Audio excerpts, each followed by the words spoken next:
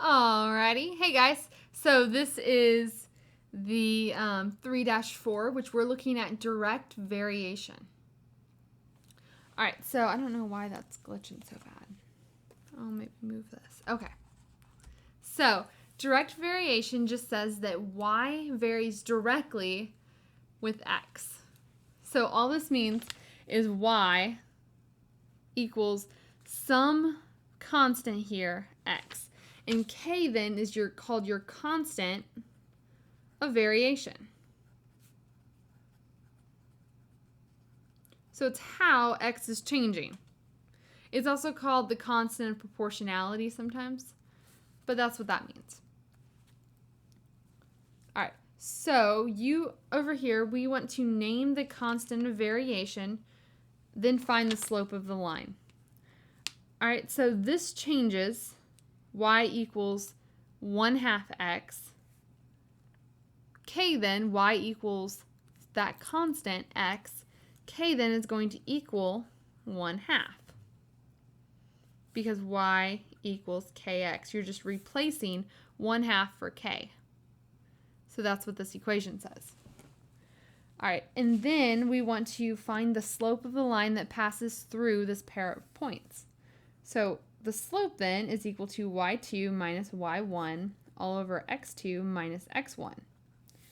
Well, y2, let's have this be our x1 and y1. So this is x2 and y2. So y2 is 1 minus 0. And then x2 minus 0, that is just 1 over 2. So your slope then is also equal to 1/2. All right, in exercise 2, suppose that y varies directly with x. And if y equals 30 when x is 5, I want you to find the direct variation that relates x and y. So y is 30 when x is 5, and it varies directly as x. So y is equal to kx. If you plugged these numbers in, you could find what this value is here. So let's do that. So y is 30.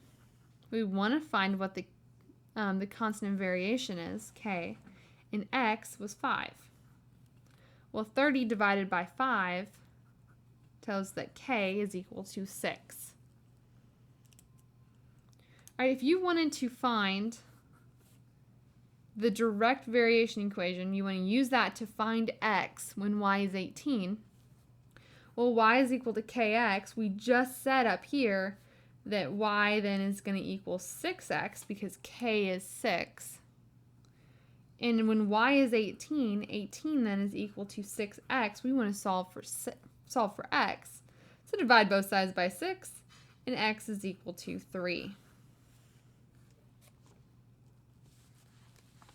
All right, in this example, a family drove their car 225 miles in 5 hours.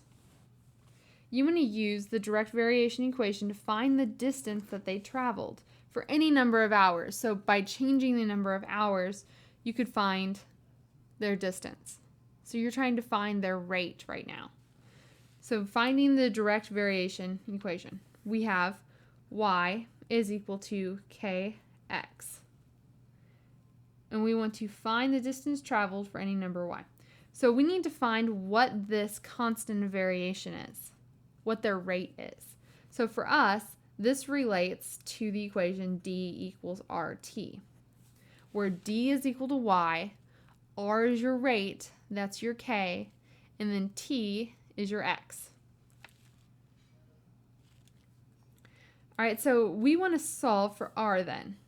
So up here we know that distance is 225 miles.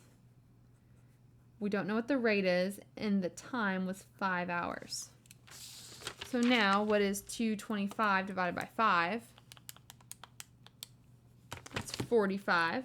So r then is equal to 45 miles per hour.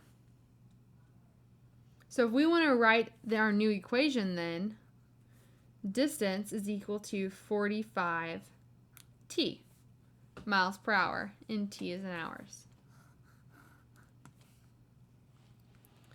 All right, if we wanted to graph this, it would graph through the origin with a slope of 15. So you could find 2 points and graph it this way, and you would make sure you have a slope of 45. So this is what your graph would look like. Then if you wanted to estimate how many hours it would take the family to drive 360 miles, well, 360 miles was D, 360 miles. And we can use that same equation, D is equal to 45t, and then plug D in. So we have 360 is equal to 45t. 360 divided by 45 tells you that time is going to be 8 hours. So it would take you 8 hours to drive 360 miles going at this 45 miles per hour rate. Alrighty, the independent practice is independent work right here. That's for you guys to do in class, and we will do our next video.